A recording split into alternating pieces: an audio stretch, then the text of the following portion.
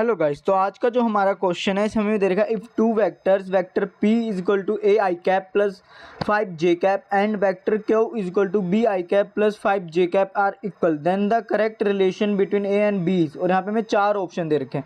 तो गाइस हमें क्वेश्चन में दे रखा है कि जो वेक्टर p है वो वेक्टर q के इक्वल है। ठीक है, तो हम वेक्टर p की जगह लिख देंगे A I cap plus 5j cap और q की जगह हम लिख देंगे B I cap plus 5j cap, जो कि हमें क्वेश्चन में ऑलरेडी दे रखा है।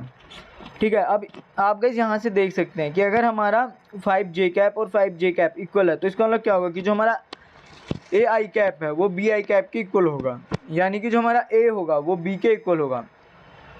तो गाइस और आप इसको ऐसे भी समझ सकते हैं कि आपने ये एक्सिस ड्रॉ कर दी है, ये हो जाएगी वाई एक्सिस, ये हो जाएगी एक्स एक्सिस। ठीक है, पहले हम वेक्टर पी देखते हैं। नहीं यस गाइस, पहले वेक्टर p देख लेते हैं। तो इसमें गाइस हमें x डायरेक्शन में जो मैग्नीट्यूड दे रखा है वेक्टर का वो दे रखा है a, और इसको मैं मान लेता हूँ 3। एग्जांपल के लिए ले लेते हैं गाइस, कंसिडर कर लेते हैं कि a इज इक्वल टू 3 है और हमें y एक्सिस में जो मैग्नीट्यूड दे रखा है वेक्टर का वो दे रखा है 5। ठीक है गाइस, अब मान लीजिए एक यहाँ कोई ऑब्जेक्ट है, उस पर फोर्स लग रही है x डायरेक्शन में 3 न्यूटन की जो कि मैग्नीट्यूड है और y डायरेक्शन में लग रही है 5 न्यूटन की। तो वो उसका जो डिस्प्लेसमेंट होगा वो कुछ इस डायरेक्शन में होगा।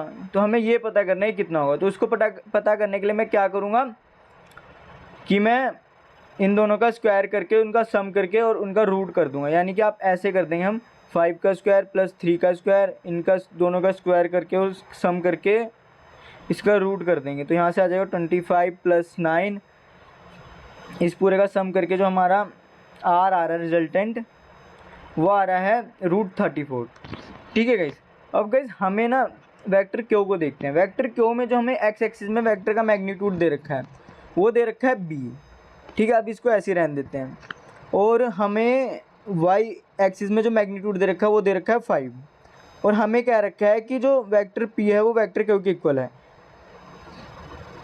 ठीक है गाइस, यानी कि इसकी डायरेक्शन और मैग्नीट्यूड ये इक्वल होना चाहिए। तो हमें पता है कि अगर एक ऑब्जेक्ट यहाँ पे रखा होगा कोई, ये ओरिजिन पे गाइस अगर एक ऑब्जेक्ट रखा होगा और उस पर एक्स डायरेक्शन में कुछ फोर्स लग रही होगी, अभी हम नहीं जानते कितनी लग रही है, और वाई डायरेक्शन में एक फोर्स लग रही है, उसकी वैल्यू हमें क्वेश्चन में दे रखी है 5 न्यूटन। तो यहाँ पे आप देख सकते हैं लिख दिया 5 न्यूटन। और हमें क्या रखा है कि जो ये रिजल्टेंट है ये जो रिजल्टेंट पी वैक्टर का आया ना उसके इक्वल है। तो इसका मतलब क्या हो जाएगा कि जो हमारा ए है, सॉरी गाइस, जो हमारा बी है वो ए के इक्वल होगा, यानी कि यहाँ पे बी भी 3 हो जाएगा। तभी गाइस यहाँ पे आप देख सकते हैं मैंने लिख दिया ए इज इक्वल टू बी। और इस हिसाब से इस क्वेश्चन के लिए जो हमारा सही ऑप्शन होगा वो होगा ऑप्शन नंबर फर्स्ट। और गाइस अगर आपको कोई डाउट है तो कमेंट सेक्शन में पूछेगा। Thank you guys.